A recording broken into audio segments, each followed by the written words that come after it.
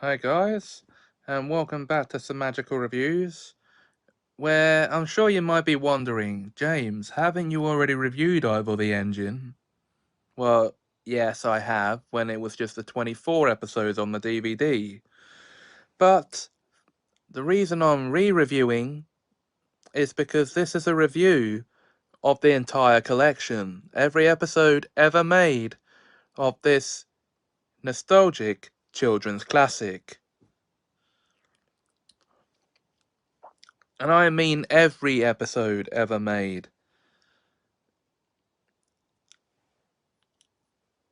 So we're going to start way back at the very beginning. Now, Ivor the Engine is a children's TV series created by Small Films Productions, headed up by Oliver Postgate and Peter Furman. And it is a story of the adventures of a steam locomotive who lives at the top left-hand corner of Wales, named Ivor. And the adventures he and his friends get up to as they go about their day-to-day work from Llaniog Station all the way across the country sometimes. Now, our main characters are, of course, Ivor the Engine himself, his driver, Edwin Jones, Jones the Steam, as they call him in the stories, Dyer Station, the station master, Owen the signalman, Mrs. Porty the rich woman,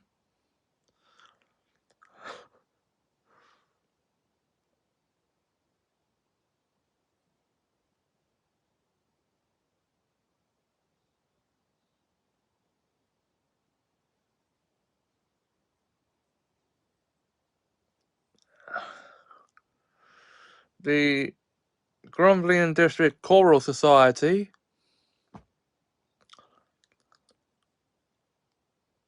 and obviously their conductor, or their choir master, Evans the Song, or Evan Evans, and other characters we meet along the way.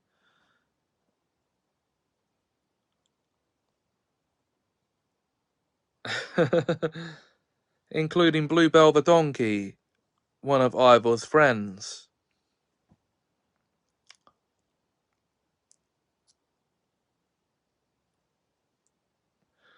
Now,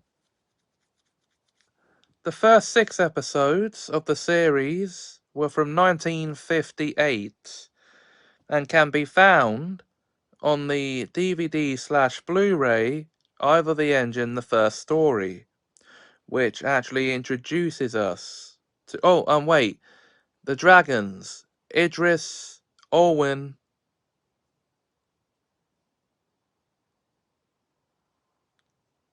and their twins. I actually can't remember what the twins' names are. Okay. Now, as I said, the first 6 episodes can be found on the DVD/Blu-ray, The First Story, which introduces us to the world and its characters, and tells us the 6-part origin story.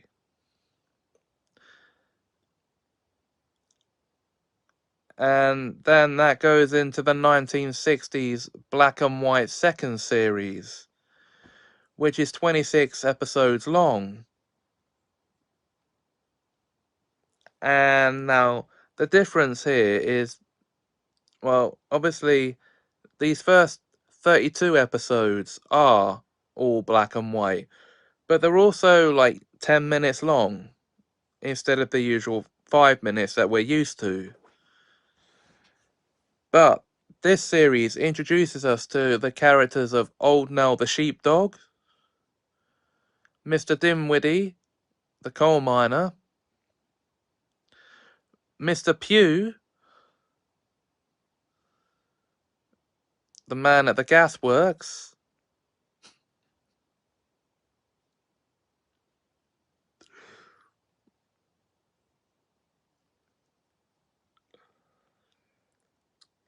and a whole host of other characters.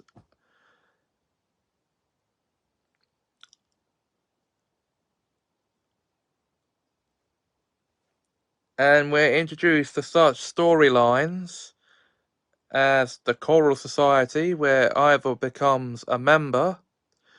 Now, that happens actually in one of the first 6 episodes, as I've just mentioned. The Black and White series continues the story.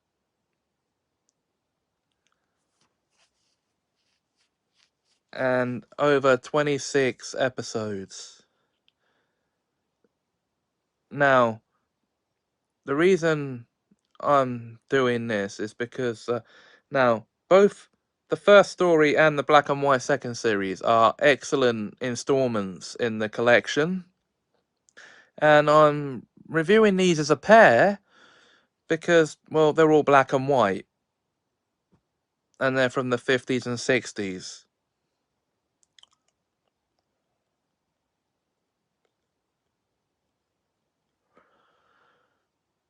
In the 1970s, however, so no, these 32 episodes are fantastic. Although going into them, you will be given the option to watch them as they originally, well, as they were originally transferred, which I will warn you now, will may present you with a dip in the sound quality, though I personally actually never experienced that, or some fuzziness in the sound, which is why they give you the option to watch them as they originally were, and their original transfers with subtitles, so you can understand what the characters are, so you can understand what's being said, or as they're presented on the Blu-rays. Now, here we go. Now, the 1970s, the color third series. Now, you might remember the DVD only having 24 episodes. Well, the actual series itself was 40 episodes, all of which are available on the Color Third Series DVD or Blu-ray, whichever version of the set you own. And the 40 episodes are 5 minutes long. And this would be how most of us were introduced to Ivor the Engine in the first place. With the first episode being The Railway, and the final one being The Retirement, or Retirement, with every episode in between ranging from the storylines of the Dragons to St. George. Now, you will find episodes you won't have seen before. I'm just gonna throw that out there now. I know I certainly did.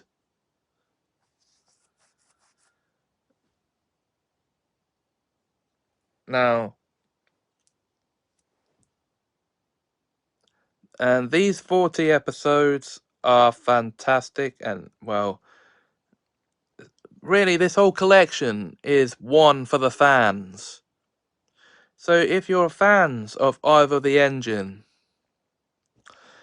and you somehow don't own a copy of this set on either format yet, you owe it to yourself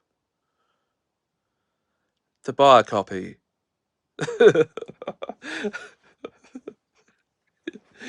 The series itself, well, now that I've experienced everything they ever did for Ivor the Engine in form of a TV series, I am thrilled to be giving this review.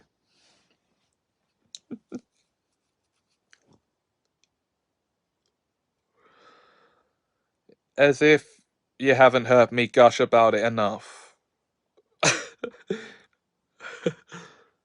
Because all the same characters are there in the colour version.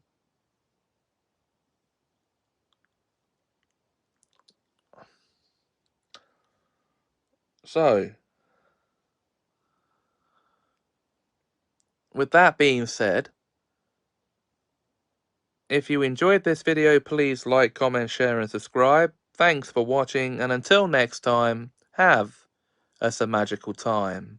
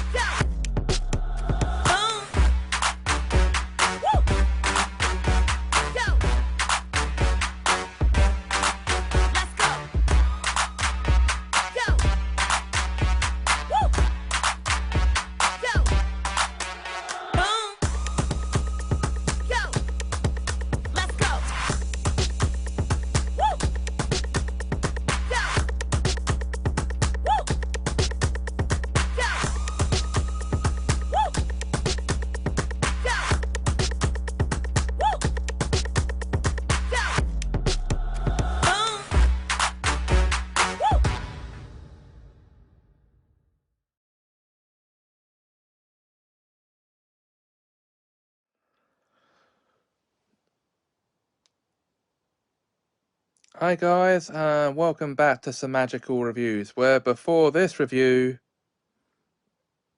I need to issue a spoiler warning for those who have not seen the film I'm about to review, because there are some heavy spoilers ahead.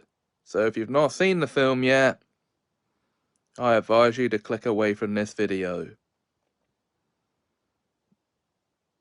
Go and find something else to watch. Or at least go and watch the film I'm about to review, and then come back and watch this. Okay. Wonka! The 2023 prequel film to the 1971 film Willy Wonka and the Chocolate Factory.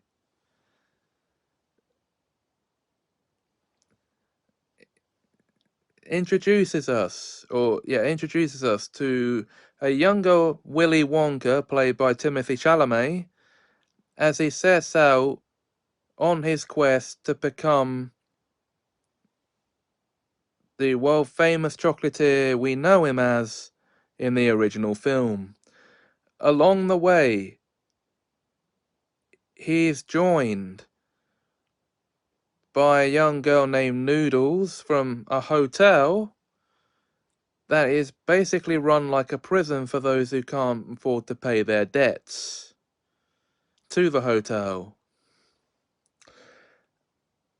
And Hugh Grant also steps in here to play an original style Oompa Loompa. And we see Willy Wonka on his quest to sell his chocolate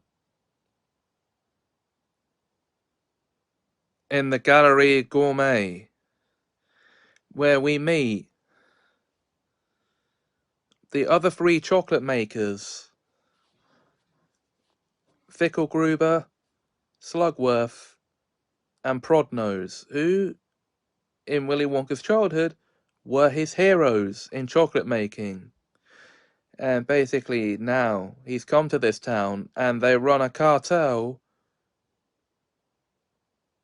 Yes, a cartel of chocolate. And they have the police of the town working for them. Well, the chief of the town's police, anyway. And the film gives us the origins for all the elements we know and hold dear from the classic film. So if you ever wanted to know where the ideas for the liability waiver we see the kids having to sign in the original film came from, you know, with all that ludicrously small print, that comes from a contract that the guests at the hotel have to sign, including Wonka himself.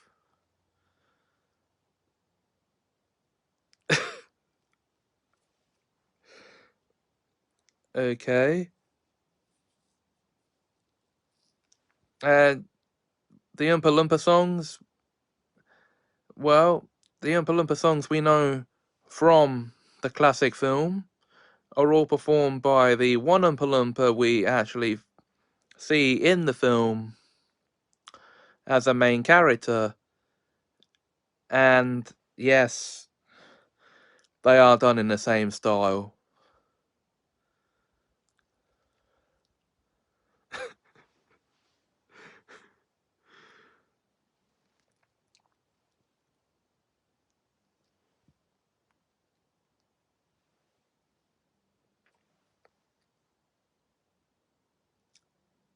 Now, the idea for the Chocolate River, the origin of that. There's a scene in the film where we see Wonka and Noodle almost drowning in chocolate. So that then paves the way for the scene in the original film, which this is happening to Augustus when he goes up the pipe.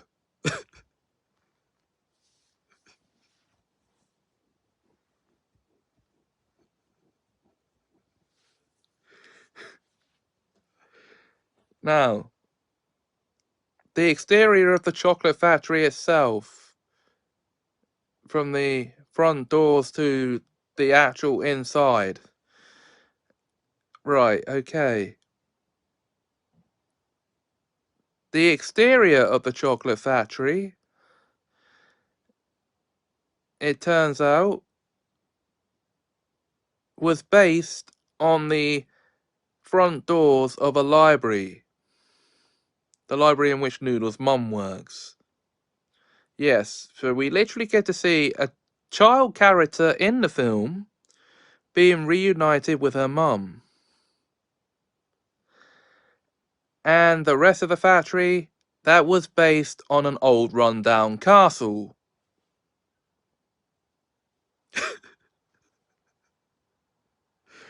And the chocolate room was the castle's courtyard.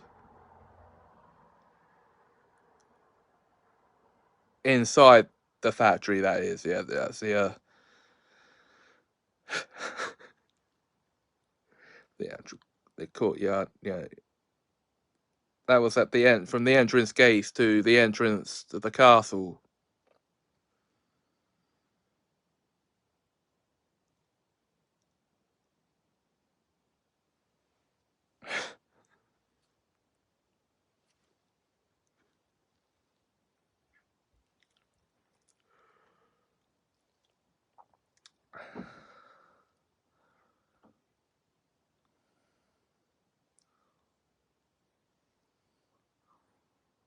And now the backstories. Okay.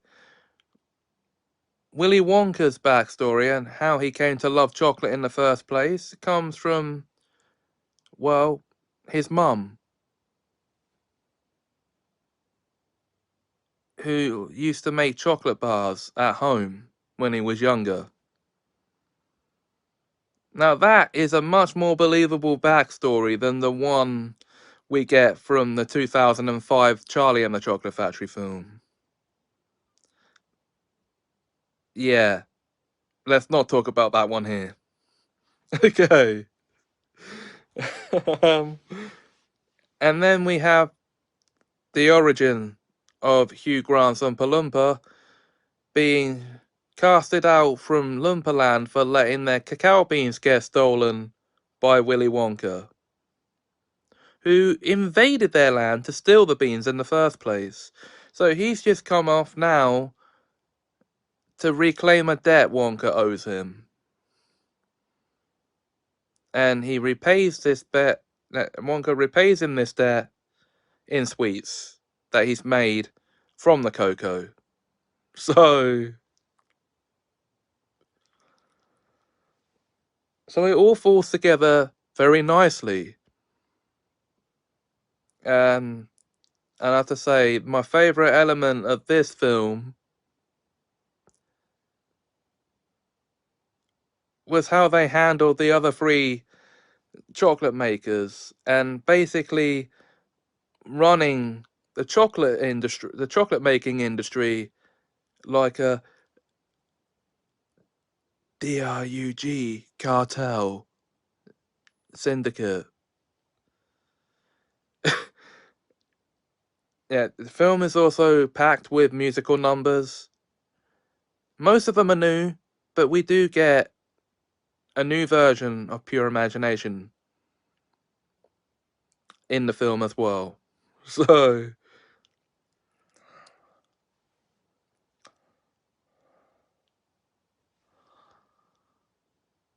So we do get to see Willy Wonka making chocolate in the film, as well as having held on to a bar of chocolate his mum gave him as a kid.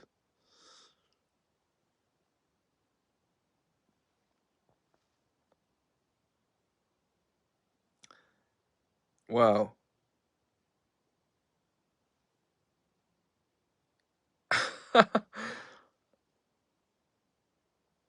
Now, at the beginning of the film, we actually see him demonstrating hoverchocks in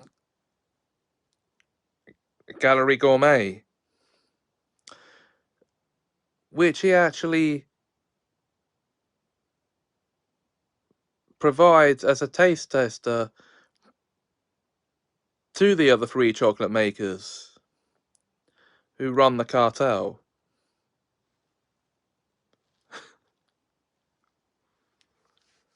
And at first I thought these were the origin for the fizzy lifting drinks, but now, well, I actually remember the book mentioning sweet or chocolates that make you hover in the air. So I think it's a reference to those. So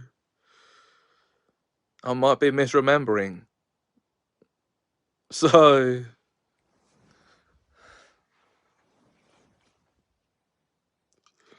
but the bottom line, I love this film. Can't you tell? Okay.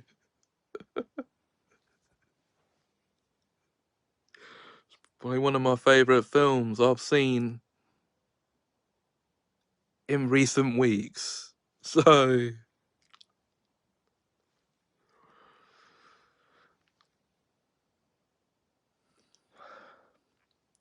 with all that having been said, you've heard what I've had to say, and I will hear what you have to say, but in time to come. Feel free to let me know in the comments below what your personal opinions of the film are, whether you liked it or not.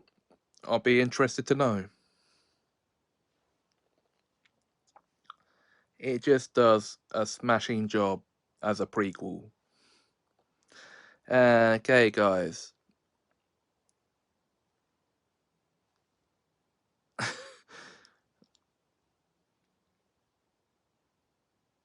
That's it for this review. If you enjoyed this video, please like, comment, share and subscribe. Thanks for watching and have us a magical time.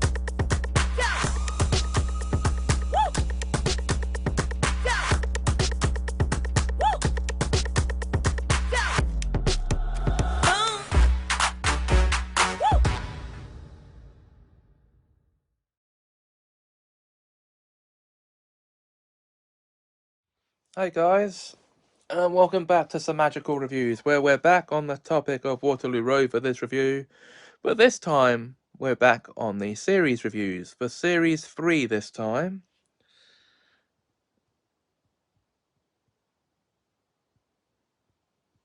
Which originally broadcast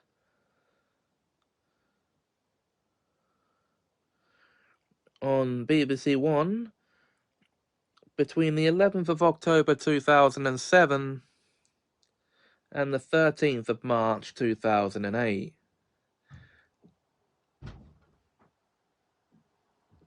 There were 20 episodes in this series, which took the show's overall total at the time to 32 episodes.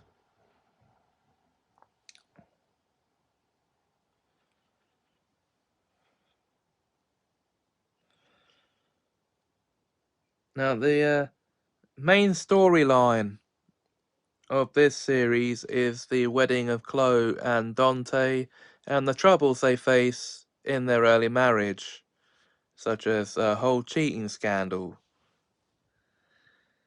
Now, all the same regulars return to the series from before, but new characters among the staff in this series are Eddie Lawson, the new deputy headmaster, played by Bob the Builder. Yeah, Neil Morrissey.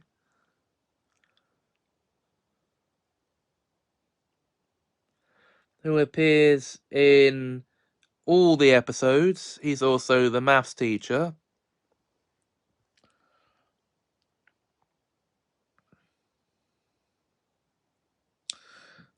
Jasmine Qureshi, new English teacher. She's played by Shabana Bak Baksh. Baksh. She only appears in the first 19 of these episodes. Matt Wilding, played by Chris Green, as the head of the music and drama. He's in 18 of these episodes.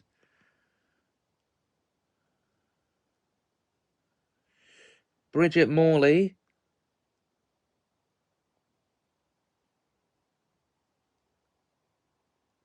played by Jacqueline Kington, school secretary, in 16 episodes. Rachel Mason, played by Eva Pope. She steps in as the head teacher in 14 of these episodes.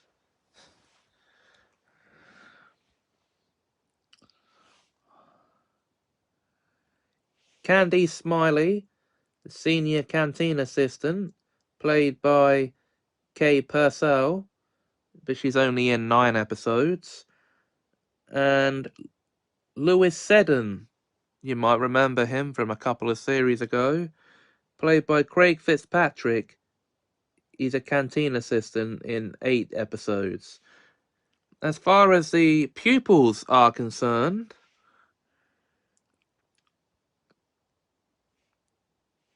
well, we have, in the way of new characters, Alicia Dillon, thought that should be okay, played by Lauren Thomas in 17 episodes. Danielle Harker, played by Lucy Dixon in 17 episodes. Maxine Barlow, played by Ellie Pascal in 16 episodes. Carla Bentham, played by Jessica Baglow in 11 episodes. Celine Dixon, played by Zeriosha Burt Skeet. For 9 episodes she appears. And Paul Langley,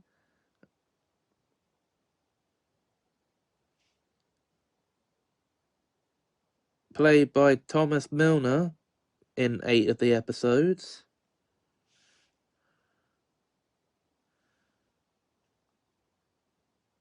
Michaela White, who appears in 4 episodes, and she's played by Zara Abrahams. And I've missed one out, haven't I? Bolton Smiley. He appears in 19 of these episodes, and he's played by Takia Newell. Others. Okay, recurring characters.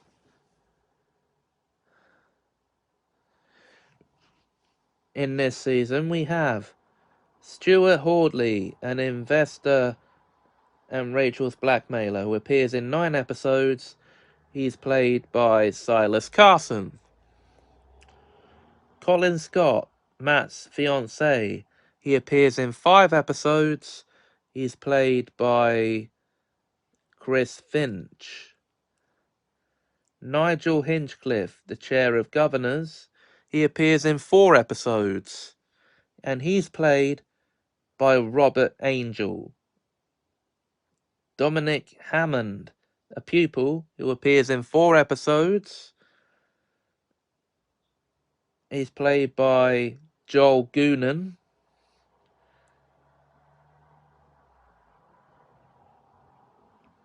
Shahid Kapoor, a pupil who appears in 3 episodes and is played by Naveed Chowdhury. Rhea Cheetham, a school governor, who appears in 3 episodes and is played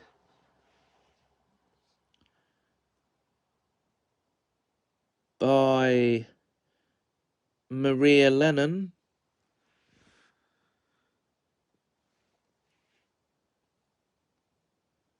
Fleur Budgeon, Grantley's wife, who appears in 2 episodes and is played by Lorraine Cheshire. Wilson Bingham, a supply teacher who appears in 2 episodes and is played by James Rawlings. Summer Azizi, a pupil. Samin Azizi, a pupil who appears in 2 episodes. She's played by Fiona Wade. Darren Briggs, Senior, Darren's father. Who? He appears in 2 episodes and is played by Sean Wilson. And Darren Briggs Jr., pupil who appears in 2 episodes and is played by Lee Worswick.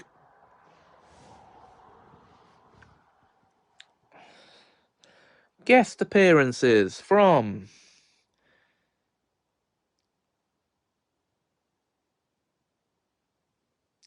Tara Berwin as Sally Froggatt, a pupil who appears in just a Now, all of these guest characters only appear in a single episode each. So, Tara Berwin as Sally Froggatt is a pupil. Anthony Edridge as Claude Lagarde, an investor. Sally Ann Matthews as Alison Lawson, Eddie's ex-wife, in 1 episode.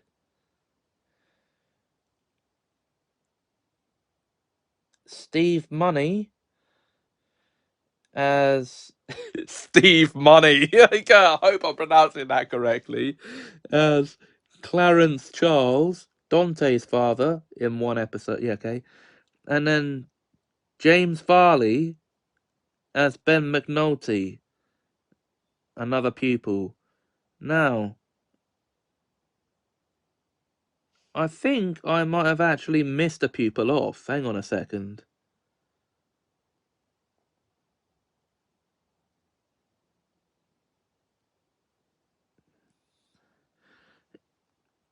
Well, either I have or they have.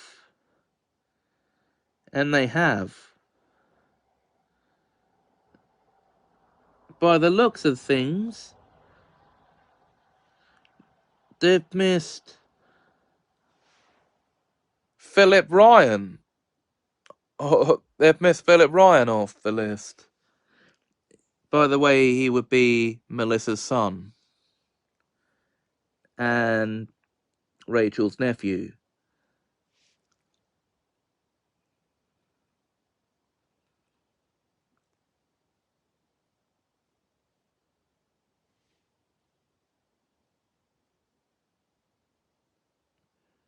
Because he's not even on a recurring characters list. So, this series is a brilliant series, and if you're into this sort of stuff, definitely give it a watch. If you're just discovering it now, maybe, as well.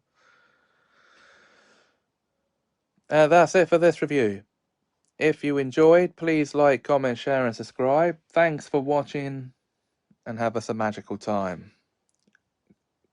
School's out.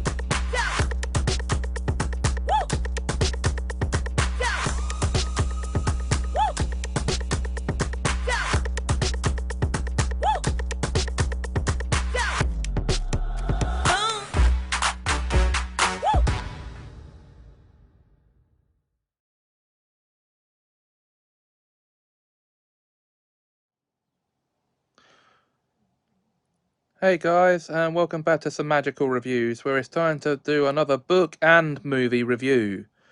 This time for the 2003 book Harry Potter and the Order of the Phoenix by J.K. Rowling, and its 2007 film adaptation by Warner Brothers Pictures. So, the story of Harry Potter and the Order of the Phoenix is like this. Now, spoilers for those who have never seen or read the book or seen the film before. But Harry Potter's 5th year at Hogwarts is due to start, and he's being accused of lying about Voldemort's return from the end of the previous book. Spoilers ahead, again. Also, he's being brought to court for having performed underage magic outside school, defending himself and his cousin Dudley from 2 Dementors.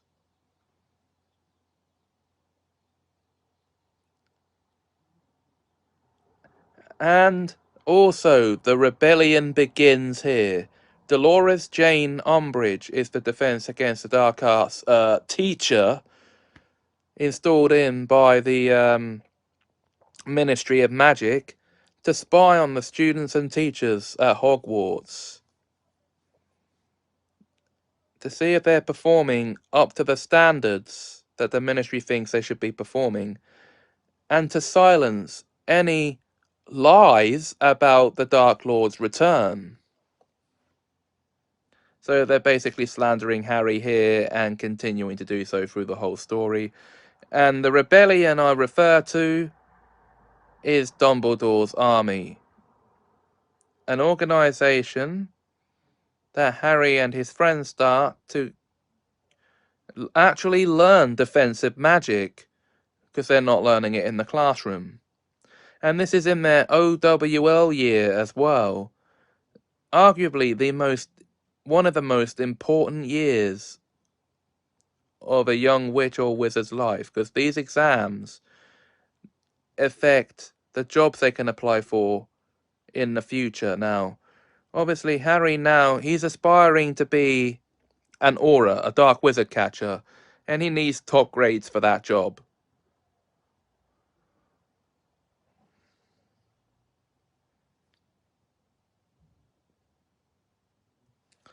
Now, obviously, new characters we meet throughout this book and film. I've already said one of them, Dolores Umbridge,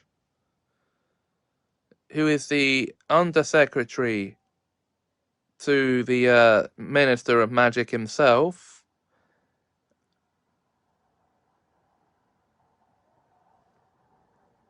Alistair Moody, the real one this time. I know we see him briefly at the end of the Goblet of Fire, the book, but he plays a more active role in this film and book. Kingsley Shacklebolt, another Aura, who's quite the straight talker as well, is on the side of the Order of the Phoenix.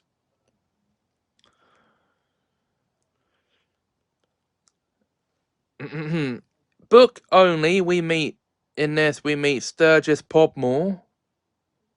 And only in the book Mundungus Fletcher.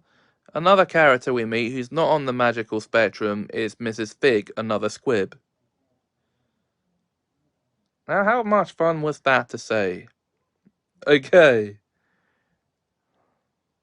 We also meet a new student in this book and film, one by the name of Luna Lovegood, who in the film is played by Ivana Lynch.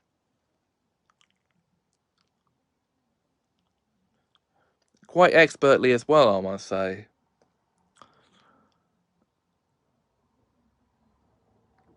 And also, not forgetting to mention, we also meet Bellatrix Lestrange here for the first time as well. Well, in the film we do. Of course, we meet her for the first time in the books, in the previous book. If we call it meeting her, really. It's just in one of Dumbledore's memories, but still. And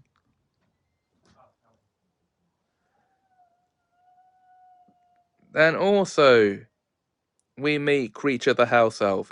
He's a black family house elf. And also, another young Aura we meet is Nymphadora Tonks, who prefers to be known only by her surname.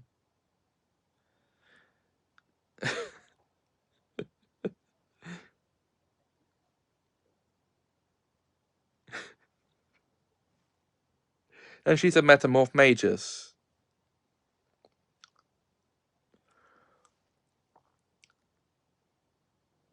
And of course, there's this whole subplot of the prophecy that was made before Harry was born, referring to the one with the power to vanquish the Dark Lord approaches. And yes, this is actually the setup for the trilogy of books and films, well, and quadrilogy of films that end the series.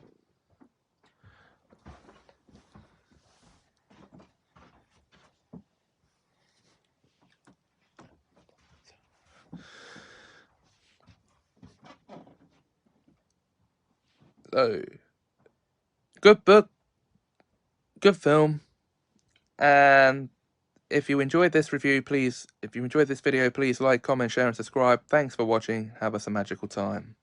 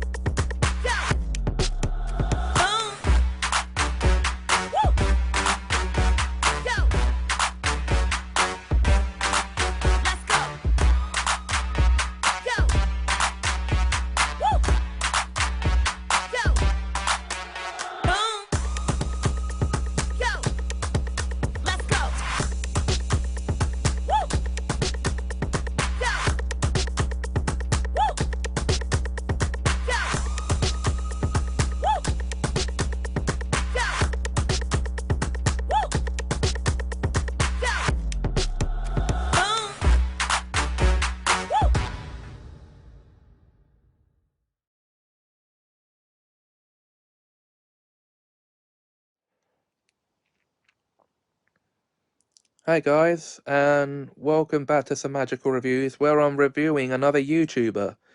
Yeah, not just one YouTube video, but a whole channel. The Thrifty Typewriter. That's right. Now this guy on YouTube covers videos in a wide range of topics, from film reviews to connected universe videos. Like, seriously, he has them for the Conjuring universe and Cloverfield and X-Men and so on and so on.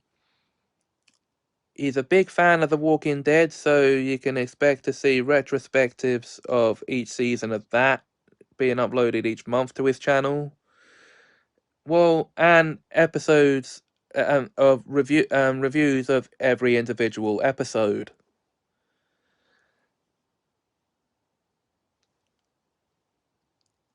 As a matter of fact, I discovered his channel last year and was originally subscribed through my old channel.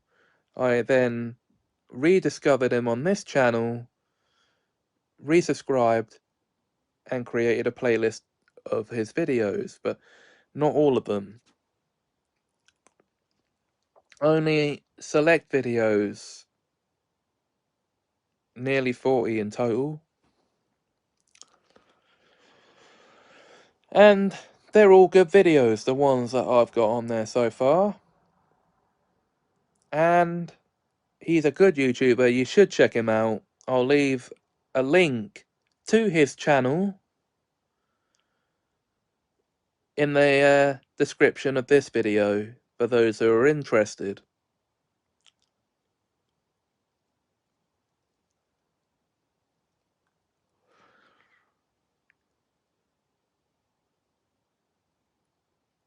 Well, that's all I'm going to have to say in this short time about Thrifty.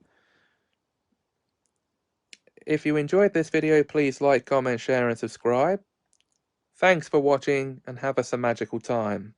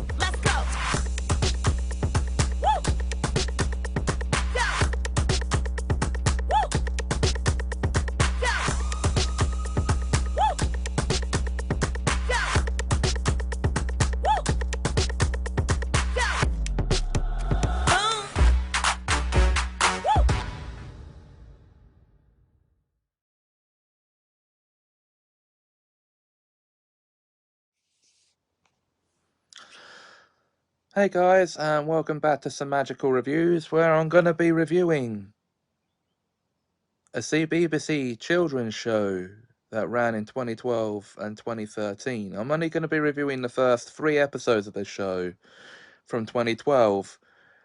The show is Strange Hill High, and the 3 episodes in question are King Mitchell, 99 Cool Things to Do with a Time Machine, and The Lost and Found Kid. So, but first, a synopsis of the show.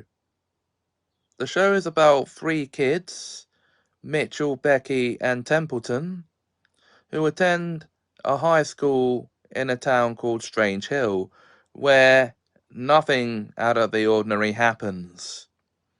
Something strange happens in every episode. So now we get on to reviewing the episodes themselves. In the first of these episodes, King Mitchell accidentally summons a medieval knight through a giant grubby toilet in the back of the boy's bathroom at the school and lies to him about being a king, leading the knight to believe his story and protect him.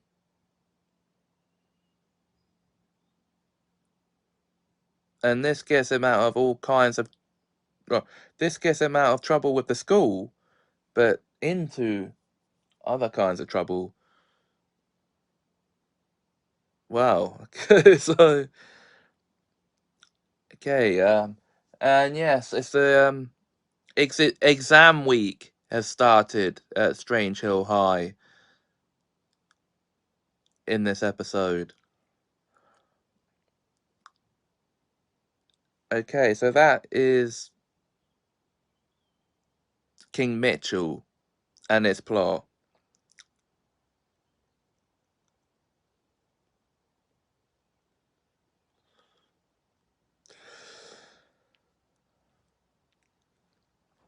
In 99 Cool Things to Do with a Time Machine, after worrying that they'll get there too late and arriving initially on the stroke of 9, knowing they'll be punished for being late, Mitchell decides to climb the school clock tower and turn time back 15 minutes. Doing so actually sends them back in time 15 minutes. So upon realizing the clock tower outside the school, like the school clock is a time machine, they start messing with time. And this eventually causes Becky to rapidly age into an old woman, and Templeton to rapidly de-age into an infant. And so they have to fix time before things go even more horribly wrong.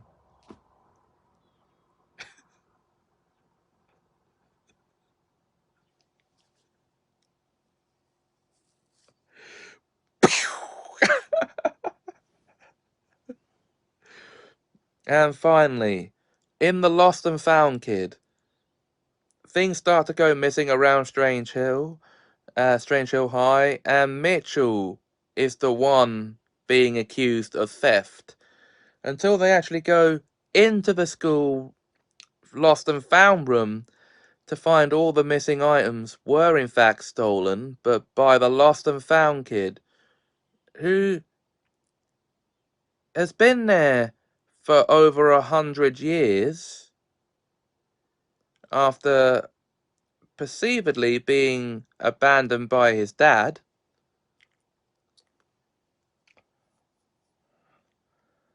And yes, his name is Peter, by the way, and he's still a kid, even 100 years later. Which brings into the question of how old he actually is.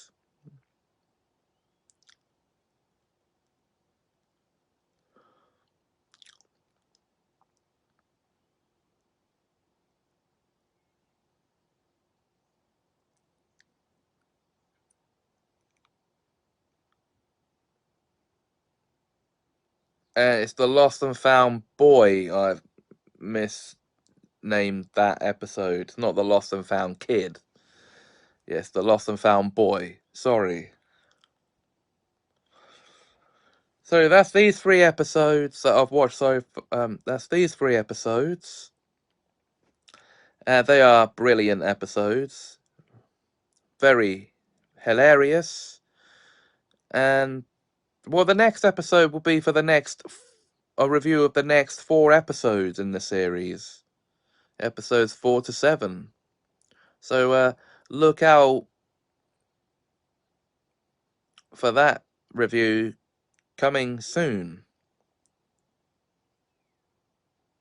in a couple of days from when you're seeing this, probably.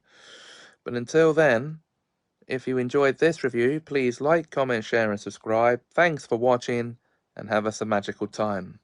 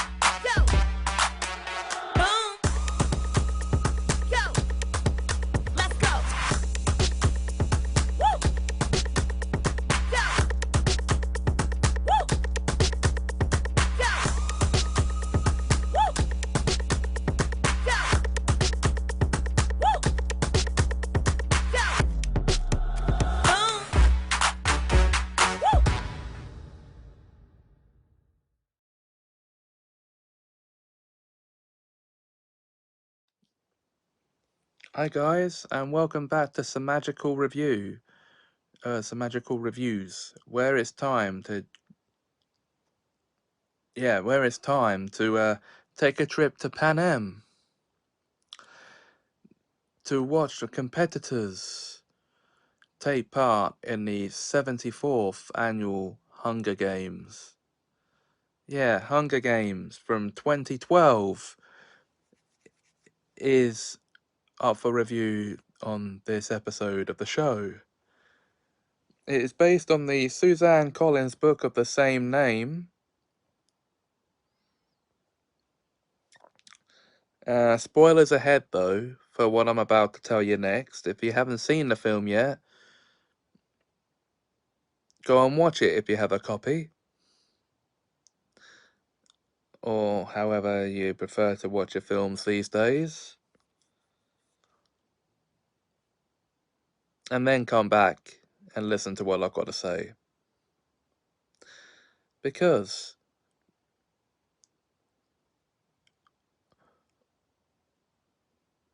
when her younger sister Prim's name is selected to take, it's drawn out of the reaping for the 74th annual Hunger Games, Katniss Everdeen volunteers to play in her place.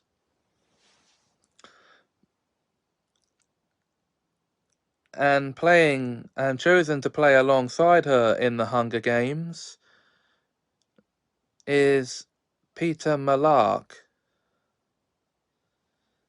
Baker's son. And basically, they are thrown into this battle to the death against 22 other competitors from the other 11 districts of Panem. Now, normally, they only allow for one victor, but because a love story for Katniss and Peter has been spun, they allow for two victors from the same district to be crowned. And they rig it so Katniss and Peter are those two victors. Their mentor is a former victor himself named Hamish Abernathy,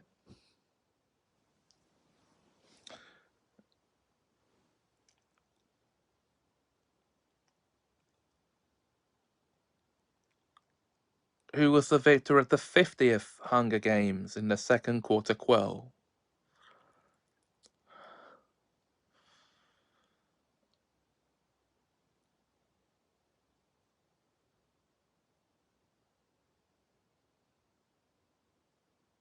Now, Panem is basically a dystopian, futuristic version of the United States of America, with President Snow pulling all the strings from behind the scenes in the capital.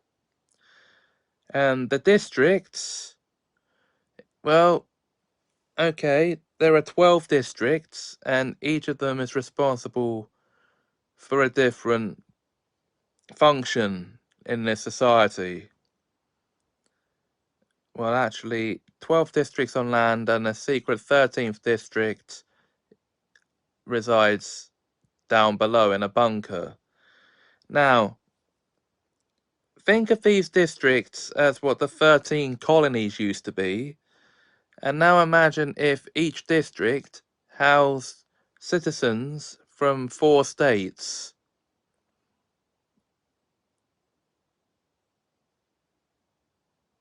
Hang on a minute, that doesn't add up. There are 50 states, not 52. Okay. So each of the first 12 states would have, four. So imagine that with the last district only housing 2 states. The capital is basically Washington, D.C.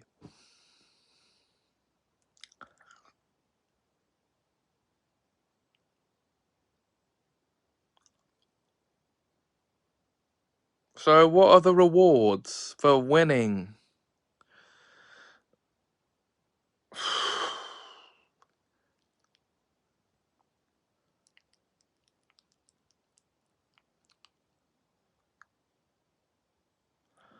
Well, that's a bit of a double-edged sword, actually.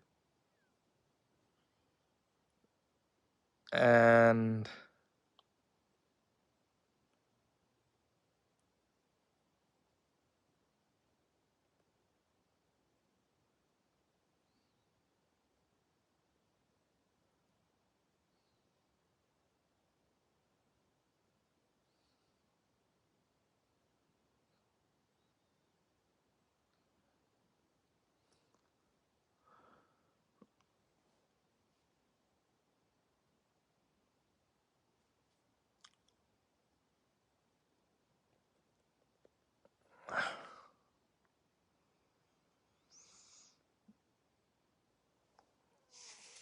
you'll find out what that double-edged sword is when we get to the Mockingjay reviews. But this film does end. Spoilers, as I actually warned you about, with Katniss and Peter returning home to District 12 as victors.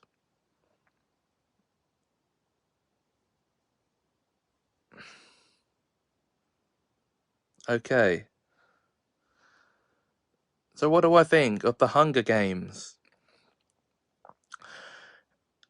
I thought it was a lot of fun. And I definitely would watch it again.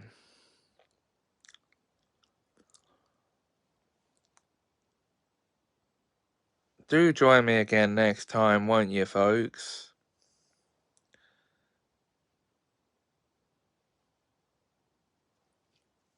For another episode. Until next time, though, guys.